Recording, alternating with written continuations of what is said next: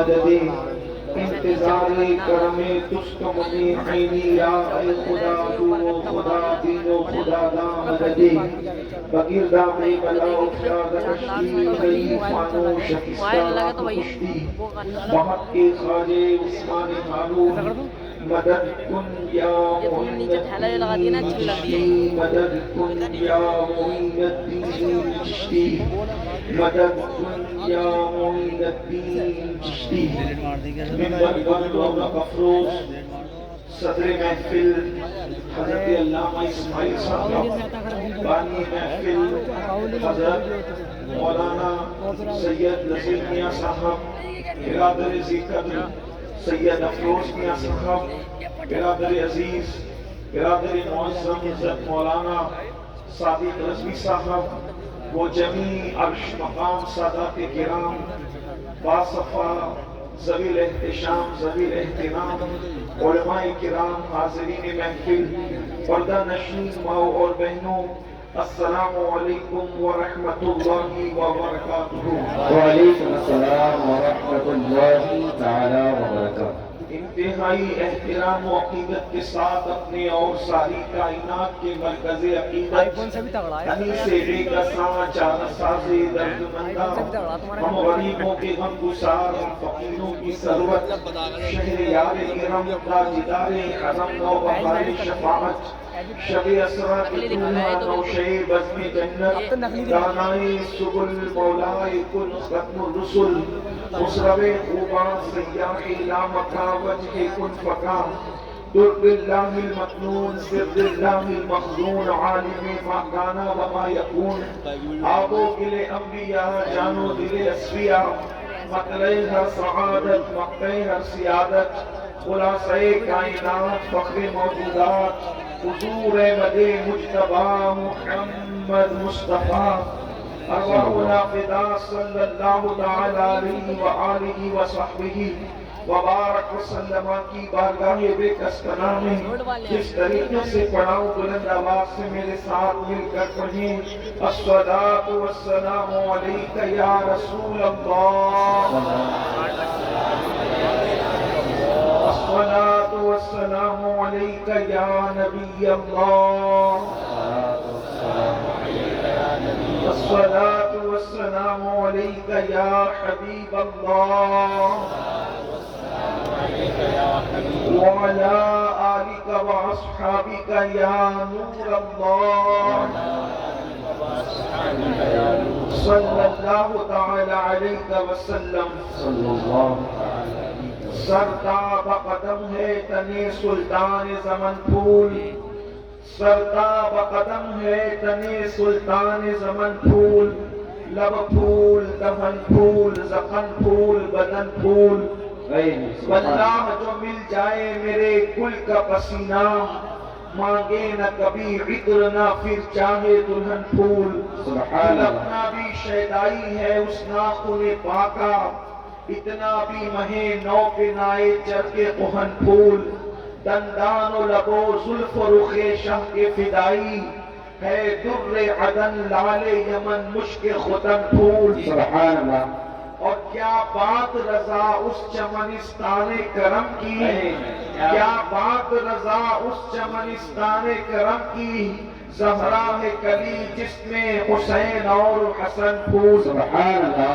آج کی یہ محفل دستار حفظ کے موقع پر انعقاد پذیر ہے اور دو عنوانات کا اعلان آپ نے سماعت کیا ہے اور آپ نے سنا بھی دیکھا بھی ہوگا کہ آج کی محفل کا عنوان ہے قرآن مقدس اور اہل بیت۔ اسی مناسبت سے حدیث ثقلین کی تلاوت کا شرف حاصل کیا ہے، حالانکہ ہر دو عنوان اپنے اندر بڑی وسعت رکھتے ہیں، مگر بہت وقت آپ کا نہیں لیا جائے گا کیونکہ سردی کا موسم ہے اور بہت دیر سے آپ بیٹھے ہیں، سردی اتنی کڑاکے کی ہے کہ اب شامیانے کی چھت سے شبنم کے قطرے بارش کی شکل میں گر رہے ہیں، لیکن آپ کے حوصلے کی میں داد پیش کرنا چاہتا ہوں اور آپ کے لیے دل کی گہرائیوں سے دعا کہ اللہ آپ کی نسلوں کو آباد رکھے. ایسی سردی میں بھی اپنی حاجتوں کو روک کر کے آپ لوگ ہم لوگوں کو برداشت کر رہے ہیں.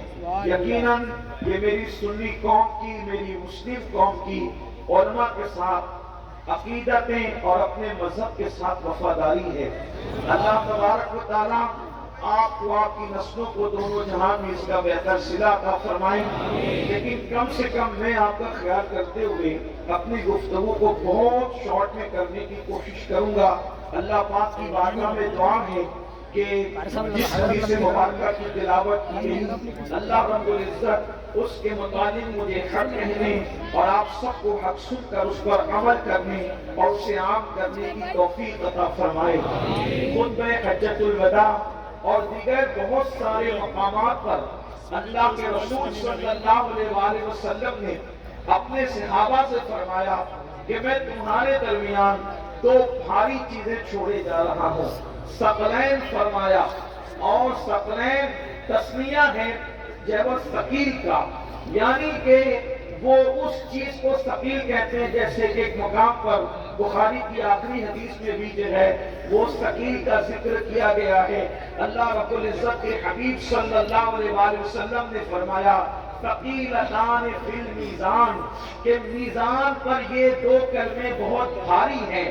یعنی کہ جو بہت بھاری ہو، جو بہت قیمتی ہو، جو بہت وزنی ہو، اس کو ثقیل کہتے ہیں. مثال کے طور پر زمین کے متعلق بھی ایک ضابطہ پڑھایا جاتا ہے، کشش ثقل. حالانکہ اس کی حقیقت جو بھی ہو، اس پر جس کا اختلاف اتحاد ہو، وہ کوئی میں جو ہے اختلاف اور بحث مباحثہ یا مجادلے مناظرے کا کوئی بھی معاملہ شروع کرنے کے لیے نہیں آیا، صرف اپنی بات کو تقویت دینے کے لیے. ثقیل اس کو کہتے ہیں جس میں کشش بھی ہو، جس میں کھچاؤ بھی ہو، جو قیمتی بھی ہو، جو مضبوط بھی ہو، جو وزنی بھی ہو، جو بھاری بھی ہو، اور اتنا بھاری ہو کہ اس کو پکڑنے والا بھی ہلکا نہ رہ جائے، اتنی مضبوط ہو کہ اس کو سامنے والا بھی کمزور نہ رہ جائے، اتنی کشش ہو کہ سب کی جو ہے وہ کھچاؤ ایک طرف ہو اور ان کا اپنا کھچاؤ ایک طرف ہو. اگر یہ جملے آپ یاد رکھیں گے تو آپ کو آگے کی گفتگو سمجھ میں آئے گی. اللہ کے رسول صلی اللہ علیہ وآلہ وسلم فرماتے ہیں میں دو تم میں ثقیل چیزیں، بھاری چیزیں چھوڑے جا رہا ہوں، دونوں کا دامن تم پکڑے رکھنا. اللہ اکبر. ایک مقام پر فرمایا جب تم رہی عام ہو جائے، جب تم رہی پھیل جائے، اس وقت تو اپنے داروں سے ان دونوں کا دامن پکڑ کے رکھنا، تم کبھی گمراہ نہیں ہو سکو گے. اللہ اکبر. گمراہی سے بچانے کے لیے دو چیزیں چھوڑی. فرمایا میں اپنے بعد تم میں دو چیزیں چھوڑے جا رہا ہوں، اور وہ دو چیزیں کیا ہے؟ پہلے کے بارے میں فرمایا کتاب اللہ، میں اللہ کی کتاب چھوڑ کر کے جا رہا ہوں، قرآن چھوڑ کر کے جا رہا ہوں. پتہ چلا جب گمراہی کے دلدل میں لوگ پھنسنے لگے، جب لوگ گمراہی کے دلدل میں ڈوبنے لگے، اس میں جو دو چیزوں کا دامن پکڑنا ہے، اس پہ پہلے نمبر پر فرمایا اللہ کی کتاب قرآن ہے، اس کا دامن پکڑ لینا، گمراہی سے محفوظ ہو جاؤ گے. میرے پیارے آقا علیہ الصلوۃ والتسلیم کے پیارے دیوانوں، دوسری چیز پر گفتگو کرنے سے پہلے آپ کے ذرا کتاب اللہ کے متعلق کچھ باتیں سن لیں.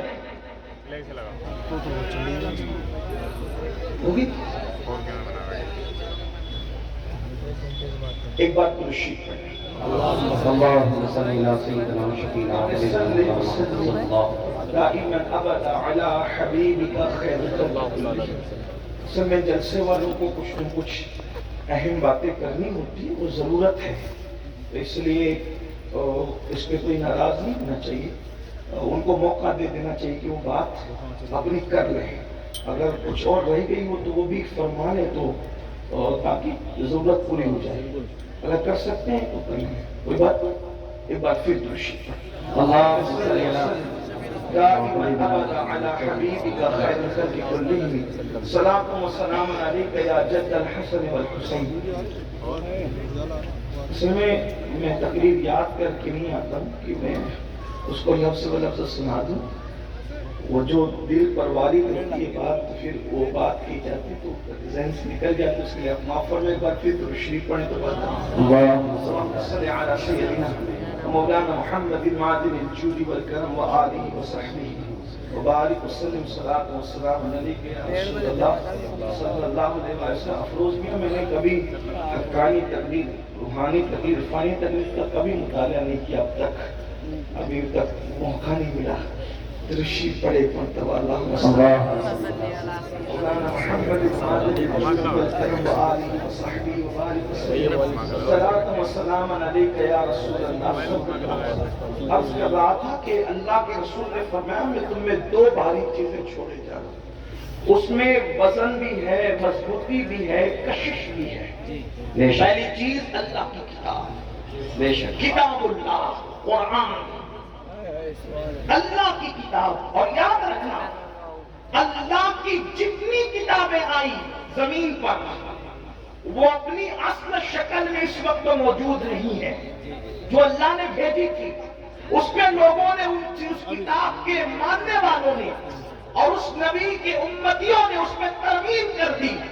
اگر جو کتاب نازل ہوئی تھی ہو بہو بغیر کسی ترمیم کے، بغیر کسی اضافے کے، بغیر کسی کمی کے، بغیر کسی زیادتی کے، اگر وہ کتاب بالکل مکمل موجود ہے تو اس کتاب کو قرآن مقدس کہتے ہیں۔ اور الحمدللہ یہ قرآن کا معجزہ ہے کہ جب تک قیامت نہیں آ جاتی، حالات کیسے بھی ہو، حکومت کیسی بھی ہو، مسلمانوں کے حالات کتنے ہی بگڑ جائے، قرآن مقدس میں کبھی تبدیلی ہو نہیں سکتی۔ اللہ نے فرمایا اللہ اکبر کہ اس قرآن کو ہم نے نازل کیا ہے اور ہم ہی اس کی حفاظت کرنے والے ہیں۔ اللہ اکبر۔ میرے آقا علیہ السلام کے پیارے دیوانوں، اللہ کے رسول نے فرمایا اللہ کی کتاب کا دامن پکڑ لینا۔ ایک بات آپ سے کہنا چاہتا ہوں، یہاں پر ہزاروں کا عاشقان رسول کا جمع غفیر ہے۔ اس وقت گھر گھر کی کہانی ہے، ہر گھر کی کہانی ہے۔ مولانا میں تکلیف میں ہوں، مولانا میں مصیبت میں ہوں، میں مصیبتوں میں گرفتار ہوں، سب کے مسائل ہے، لیکن آؤ آج ہم اپنے مسائل کا حل ڈھونڈ لیتے ہیں، اپنے مسائل کا حل تلاش کر لیتے ہیں۔ میرے بھائی اللہ اکبر، اگر تو روزی کے معاملے میں تکلیف میں مبتلا ہے، بچی کو رشتہ نہیں آتا یا کوئی بھی مسئلہ ہے، روزی روٹی کا مسئلہ ہو، بیماری کا مسئلہ ہو، بے چینی کا مسئلہ ہو، بے قراری کا مسئلہ ہو، تکلیف کا مسئلہ ہو، کوئی بھی مسئلہ آپ کا ہو، ایک بات آپ سے کہنا چاہتا ہوں، اس کا حل کیا ہے؟ اس کا حل بہت آسان ہے۔ اللہ کی کتاب کا دامن پکڑ لو، قرآن کا دامن پکڑ لو، قرآن کو تھام لو، مضبوطی کے ساتھ قرآن کو تھام لو۔ آپ جانتے ہیں میرے آقا، ہم سب کے آقا، غیب کا نبی مصطفیٰ جان رحمت صلی اللہ علیہ وسلم نے کیا فرمایا؟ آقا فرماتے ہیں جب کسی کا انتقال ہو، جب کسی کا انتقال ہو اور وہ سکرات کی کیفیت میں ہو، جب وہ مرنے والا ہو، موت کے قریب ہو، اس وقت کیا کرو؟ اللہ اکبر، اس وقت اس کے پاس بیٹھ کر سورہ یاسین کی تلاوت کرو۔ توجہ کرنا، میں نے پہلے کہا میں کوئی لمبی گفتگو آج نہیں کروں گا، وقت بہت زیادہ ہوا اور جو ہے وہ سردی کا موسم ہے، لیکن دو باتیں، دو عنوان ہیں، دونوں کے بارے میں ایک ایک بات پیش کر کے بات مکمل کروں گا۔ ہو سکا انشاءاللہ اس کے بعد پھر آنا ہوا تو آپ کے سامنے بات اور اللہ پاک کو کرنے کی توفیق دے تو بات ہوگی، لیکن آج دل کے کانوں سے اس کو سن لیں۔ مائیں اور بہنیں موجود ہیں، ان کی بھی توجہ چاہتا ہوں۔ اللہ اکبر، میرے آقا صلی اللہ علیہ وسلم کے دیوانوں، آقا کیا فرما رہے ہیں؟ جب کوئی مرنے والا مر رہا ہو، جب کسی کی روح نکل رہی ہو، جب کسی پر سکرات کا وقت طاری ہو، جب کسی کا انتقال ہو رہا ہو، اس وقت کرنا کیا ہے؟ اس کے پاس بیٹھ کر قرآن کی تلاوت کرنا ہے۔ سورہ یاسین کا نام لے کر کے بات کی گئی، اور بھی سورتوں کا ذکر آیا، لیکن سورہ یاسین کا ذکر کثرت سے ہے۔ سورہ یاسین کی تلاوت کرو، کیا ہوگا؟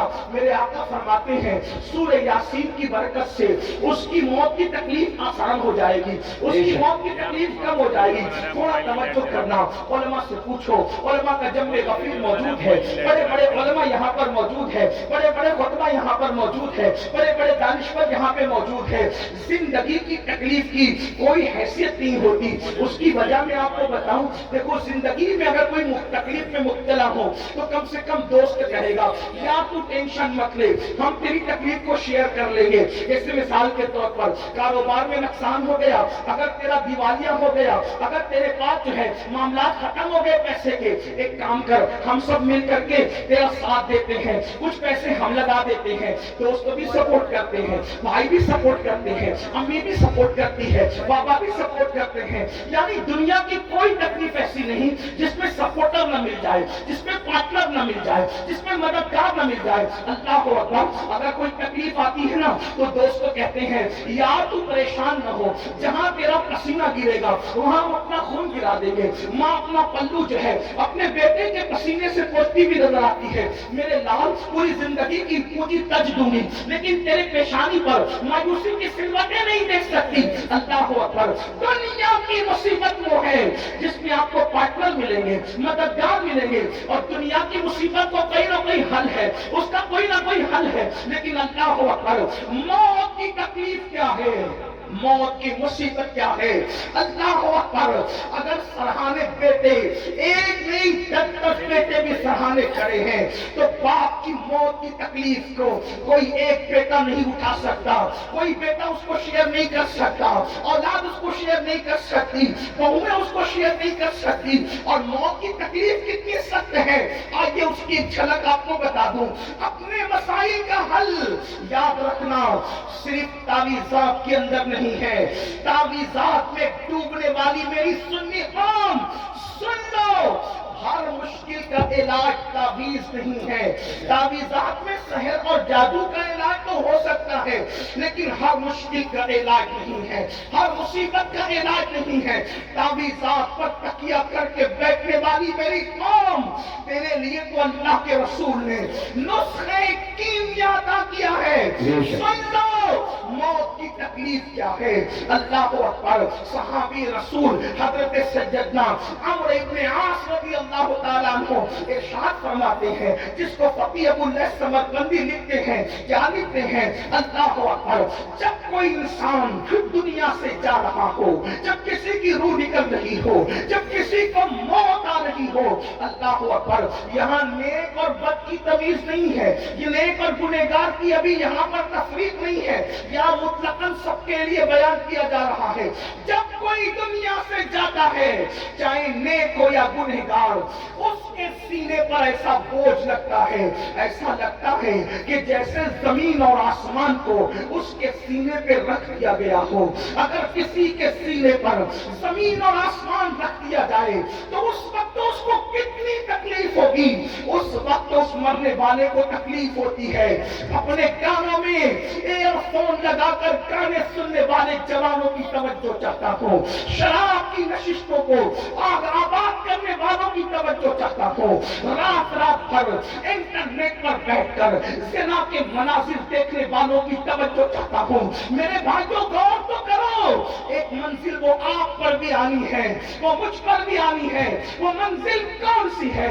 وہ موت کی منزل ہے، وہ گھاٹی موت کی گھاٹی ہے، مرنا سب کو ہے۔ اللہ اللہ، صحابی رسول حضرت عمرو ابن عاص رضی اللہ تعالیٰ کہتے ہیں، زمین اور آسمان اگر کسی کے سینے پہ سمیٹ کر رکھ دیا جائے تو اس وقت جو اس کی تکلیف ہوگی وہ تکلیف مرنے والے کو ہوتی ہے۔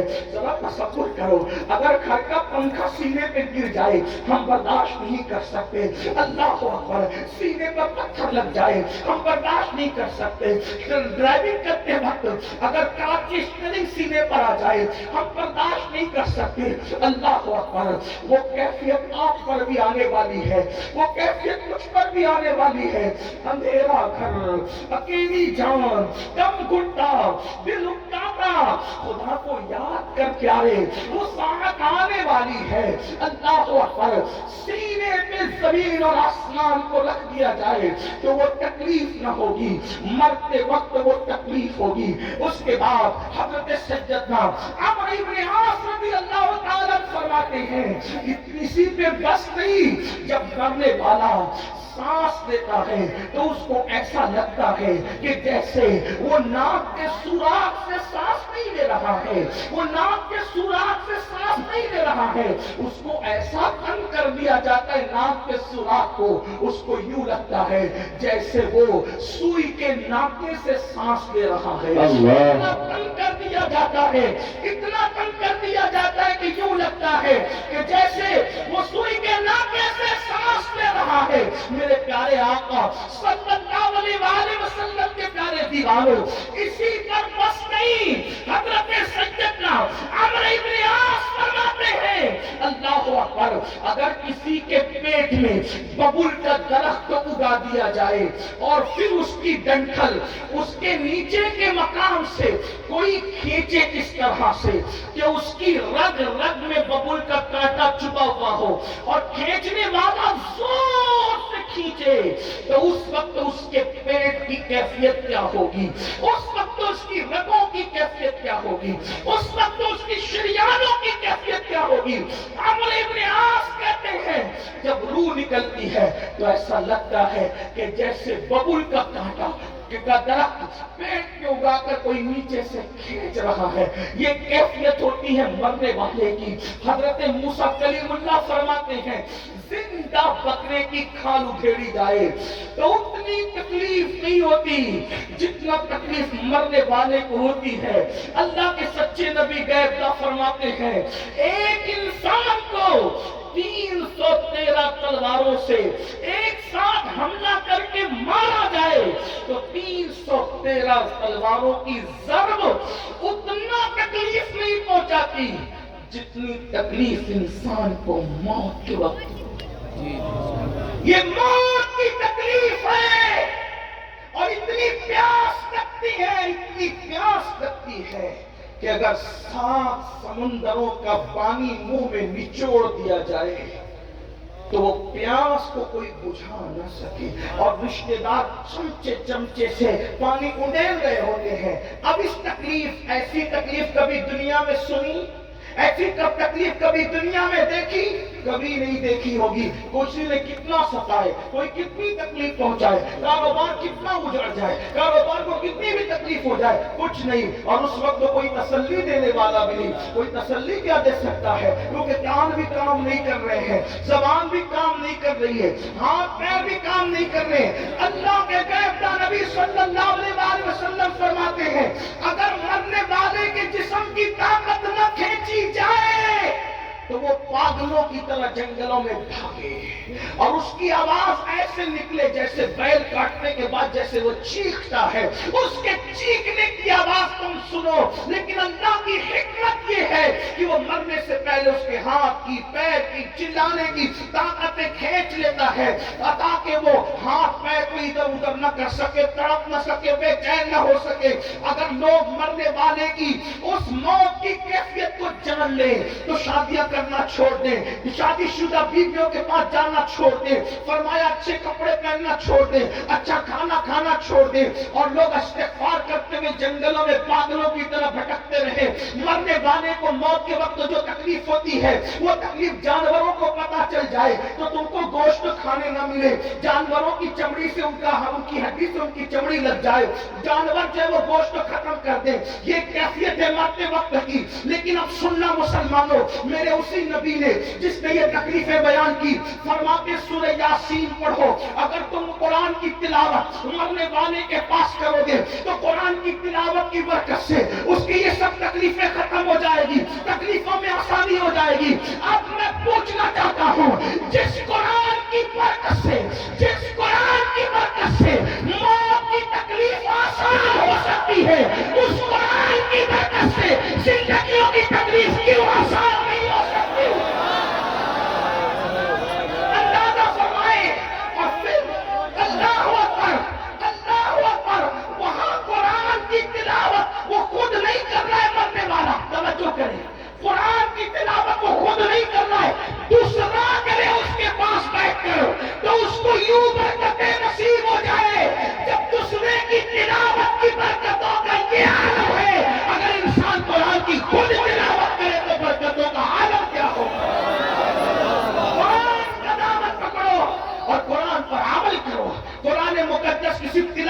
کرو بلکہ قرآن پر عمل کرو. آپ یہ جو سنتے ہیں نا قرآن کو تھامنے والی قوم، یہ بوریاں نشین قوم، وہ قوم جو عرب کی بوریاں نشین تھی، وہ قوم جو نمک اور کافر میں فرق نہیں کر پاتی تھی، وہ قوم اللہ اکبر جس قوم نے غربت میں زندگی گزاری. جب ان کے پاس قرآن آیا اور انہوں نے قرآن کا دامن پکڑا تو قرآن کا دامن پکڑ کر وہ لوگ جو عرب کے بوریاں نشین تھے کیسر و کسریٰ کے تاجدار بن گئے. کیسر و کسریٰ کے تاجدار کس نے بنایا؟ قرآن کو تھامنے میں. آج میں اپنی قوم کو پہلا پیغام یہ دینا چاہتا ہوں، قرآن تھام لو، قرآن پکڑ لو. صرف تیجے 10ویں 20ویں پہ قرآن پڑھنے کی کتاب نہیں بلکہ قرآن روز پڑھیں اور کنز ایمان ترجمے کے ساتھ پڑھیں. قرآن کو ترجمے کنز ایمان کے ساتھ اردو زبان میں جو صحیح ترجمے ہوئے ہیں اس میں صحیح ترین ترجموں میں صفحے اول پہ جو ترجمہ ہے اس کو کنز ایمان کہتے ہیں.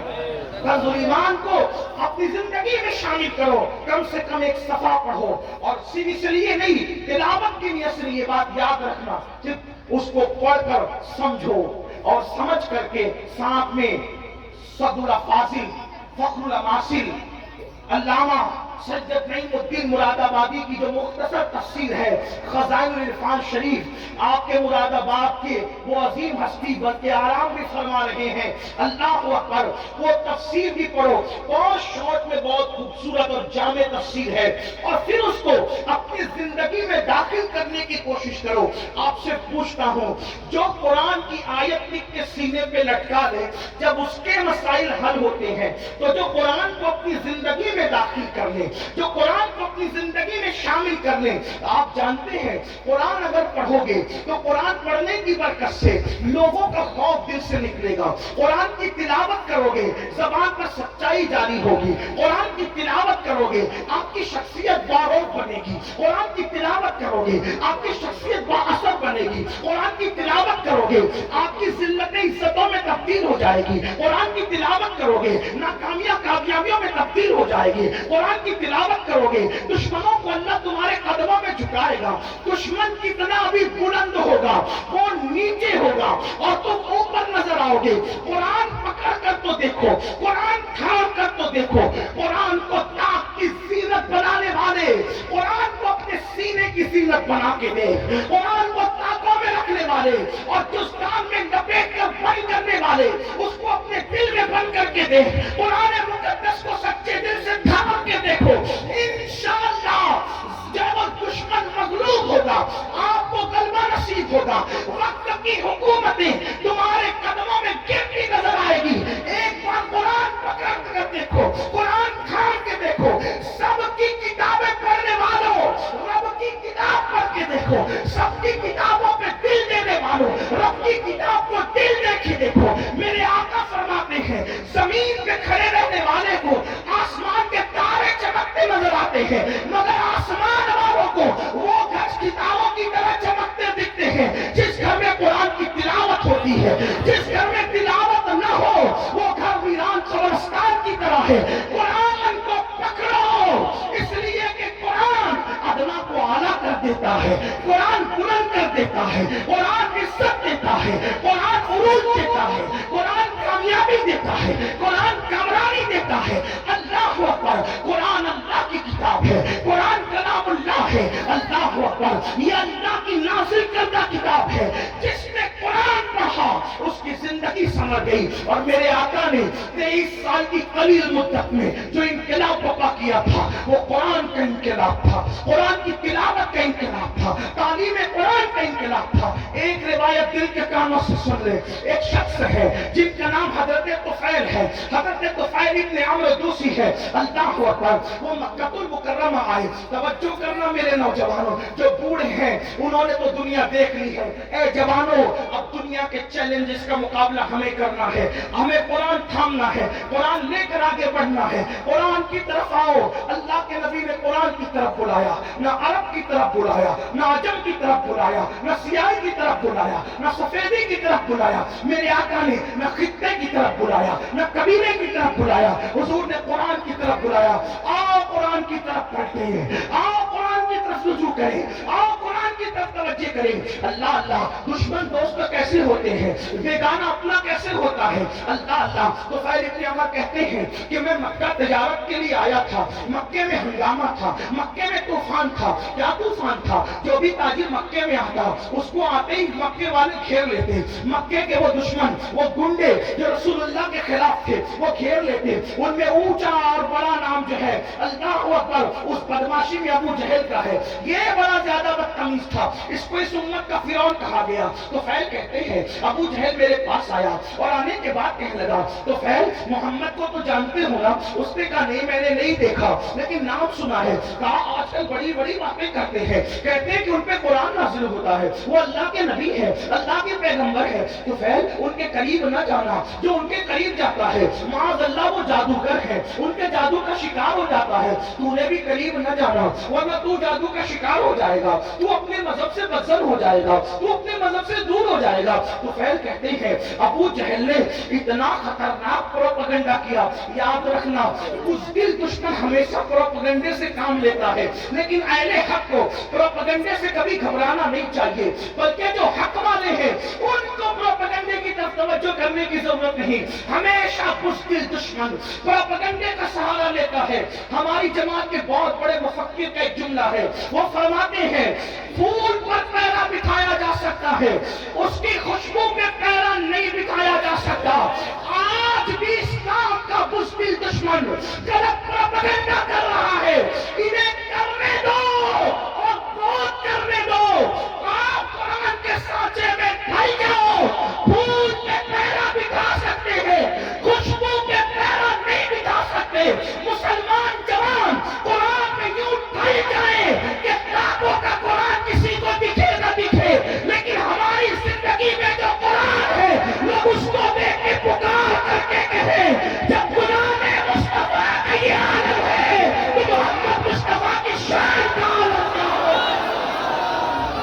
ہمیں قرآن کے سانچے میں ڈھل جانا ہوگا, اپنی زندگی میں قرآن شامل کرنا ہوگا. لیکن اللہ اکبر بڑی معذرت کے ساتھ ہم سب کرنا چاہتے ہیں, قرآن کی طرف آنا نہیں چاہتے. میں ہاتھ نہیں اٹھواؤں گا لیکن اتنا ضرور کہوں گا, اپنے ضمیر سے پوچھو مسلمان کتنے مسلمان ہیں جو روز قرآن کی تلاوت کرتے ہیں.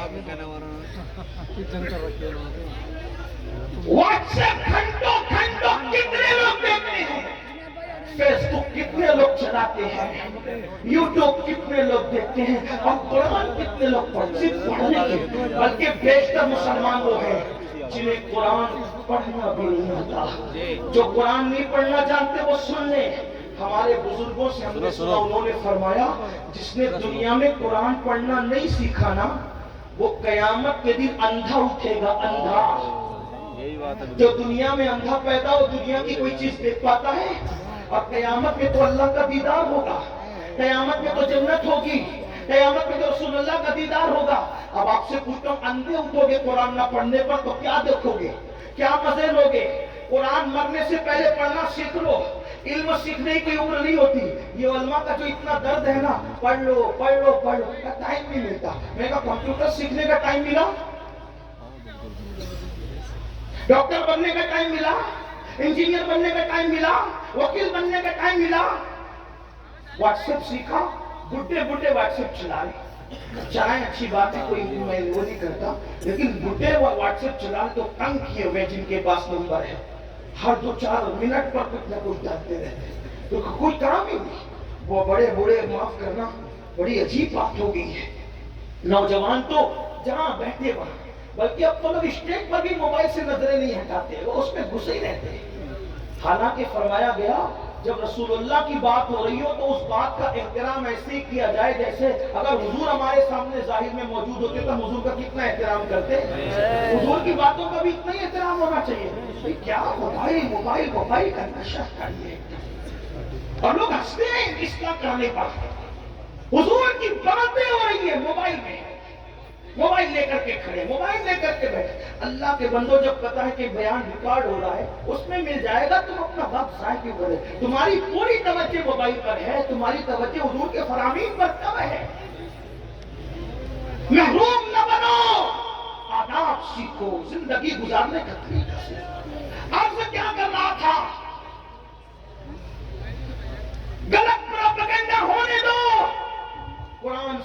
قرآن اپنی زندگی میں شامل کرو.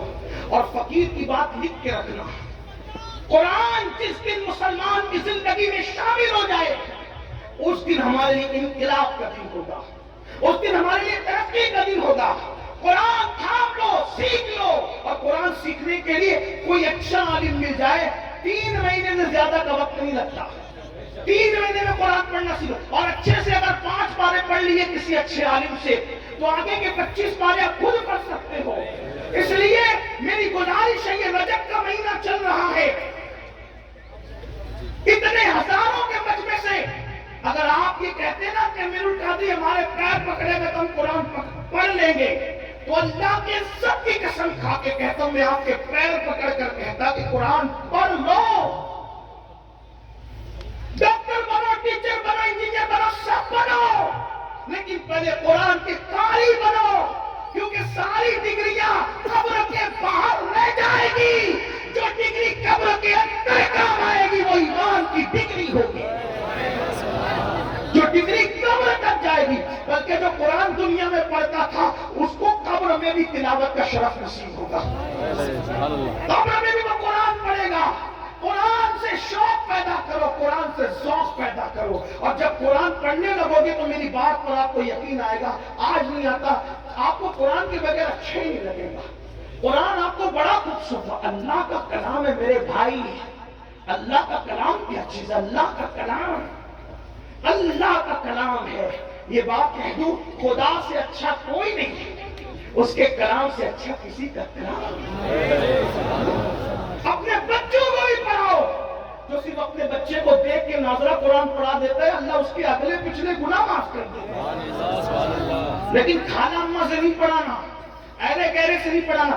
جو بہترین قاری مخرج کے ساتھ صحیح پڑھا سکتا ہو اس کو پڑھانا. کیونکہ ٹیوشن اور کوچنگ کے لیے تم ہزاروں روپے خرچ کرتے ہو، تو قرآن پڑھانے کے لیے اگر لاکھوں کرنا پڑے تو لاکھوں خرچ کرو. میں ان مدارس کو سلام کرتا ہوں جو اخلاص کے ساتھ قرآن کی خدمت کرتے ہیں. ان علماء کی عظمت کو سلام کرتے ہیں جو قرآن کی خدمت کر رہے ہیں. اللہ اکبر. دشمن نے غلط پروپیگنڈا کیا، ابو جہل نے، تو فیل اتنے اس سے متاثر ہو گئے، کانوں میں روئی ٹھوس لی، روئی ڈال لی کان میں. توجہ کرنا، بہت بڑی ذمہ داری ہمارے سروں پر ہے مسلمان جوانوں. کانوں میں روئی ڈال لی اس نے، تو فیل نے. اور اس کے بعد سوچا کہ حضور کی آواز میرے کان میں نہیں آنا چاہیے، میں ملوں گا بھی نہیں، ان کی بات سنوں گا بھی نہیں. کہتے ہیں تو فیل آخری رات آ گئی. اب مجھے، چونکہ میں مکہ تجارت کے لیے آیا تھا، آخری رات آ گئی. مجھے مکے سے جانا کہاں تھا؟ اپنے وطن.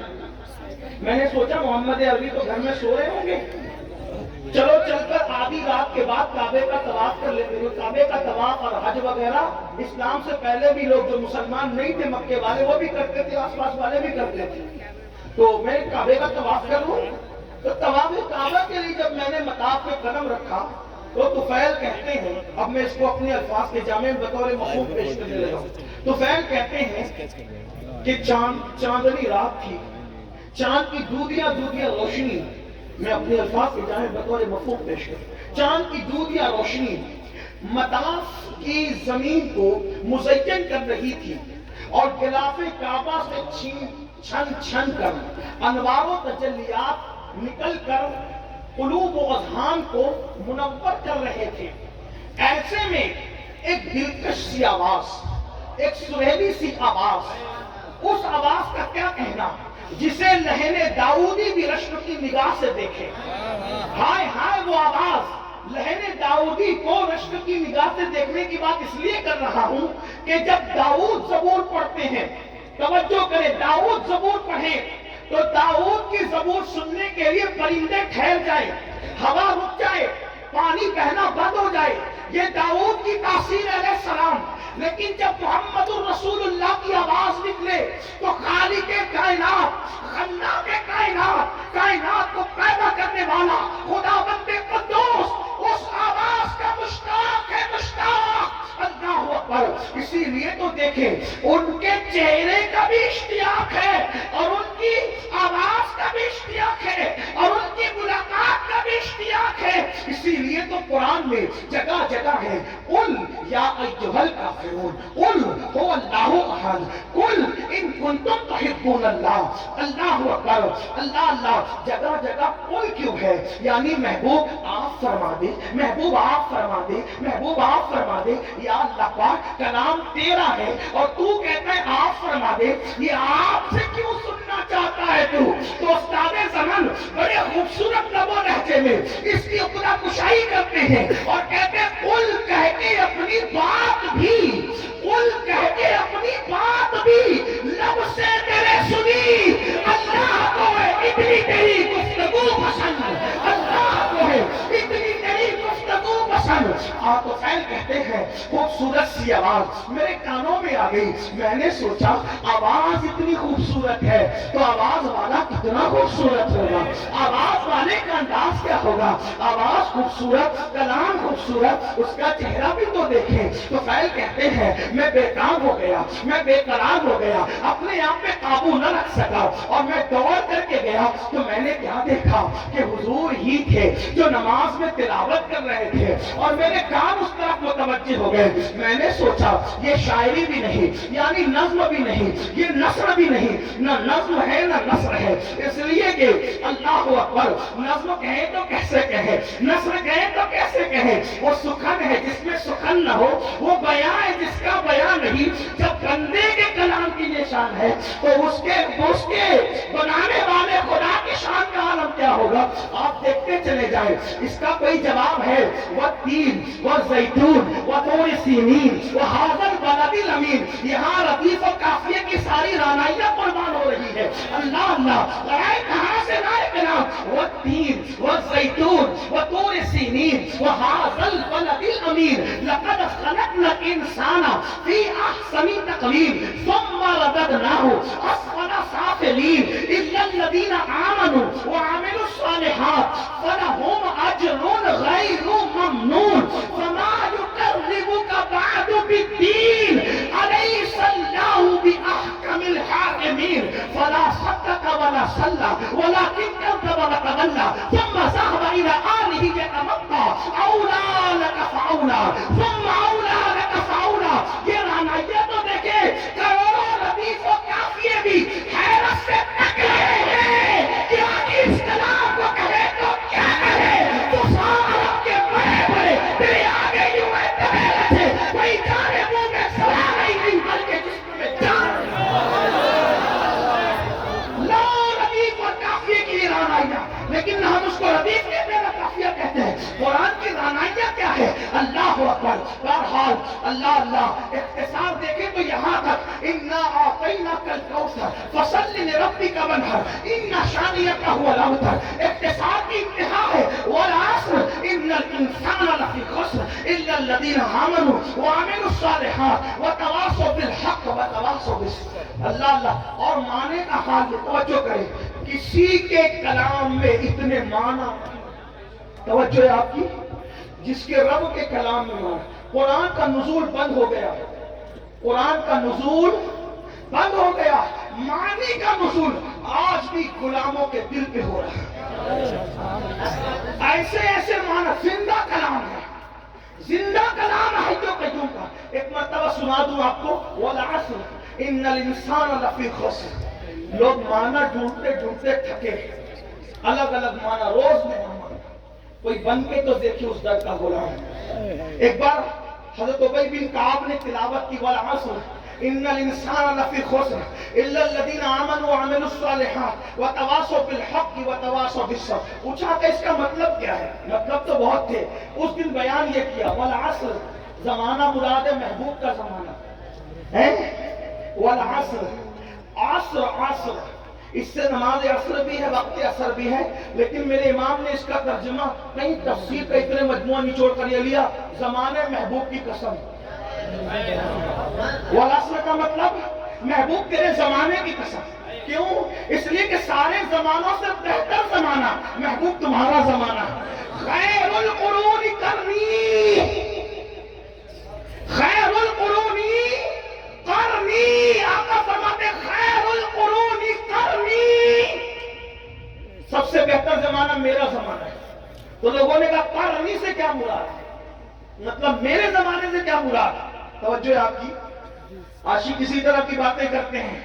قرنی سے کیا مراد؟ قرنی سے کیا مراد؟ وہ حضور کا مثال ہو گیا زمانہ ختم کا نہیں. جب تک خلافت راشدہ قائم رہی حضور کا ظاہری زمانہ موجود رہا. کیونکہ حضور نے عصری نہیں فرمایا بلکہ قرنی فرمایا. کیونکہ عصری کہتے ہیں تو بھی کام ہو جاتا. قرنی کیوں فرمایا؟ قرنی قرنی قرنی جس میں قاف ہے، را ہے، نون ہے، یا ہے، مطلب اس میں بھی 4 حروف ہیں. قرنی بہترین زمانہ میرا زمانہ. تو قرنی کا مطلب کیا؟ تو عشاق کہتے ہیں، عشاق کہتے ہیں قاف سے مراد. توجہ کریں، عشاق کہتے ہیں قاف سے مراد یہ صدیق کی قاف ہے.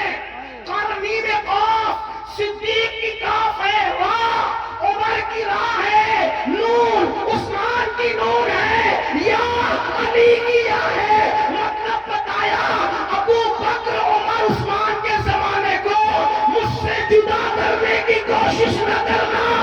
4 یاروں کا زمانہ بھی میرا زمانہ. قرنی اب جن کو خلافت سے